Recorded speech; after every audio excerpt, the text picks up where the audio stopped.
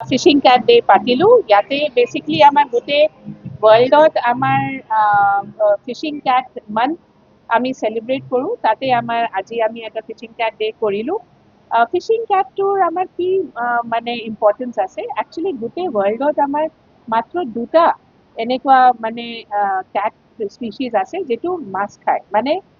পানীৰ ওচৰত থাকে আৰু ইয়াতে আমাৰ ফিশিং ক্যাট বা মেচেকা সেইটো আমাৰ যেটো অসমত পোৱা যায় আৰু কাজিৰঙাত আছে আৰু এটা আছে ফ্ল্যাট হেডেড ক্যাট সেইটো আমাৰ সাউথ ইষ্ট এছিয়া ইন্ডিয়াত পোৱা নাযায় আৰ ফিশিং ক্যাটৰ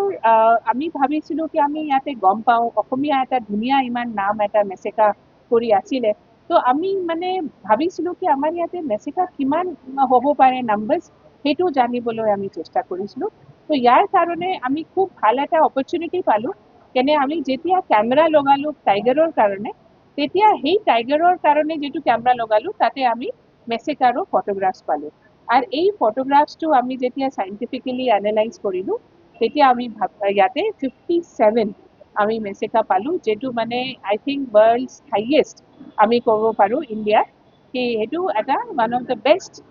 হেবিটেটছ আমি কাজিৰঙাত পালোঁ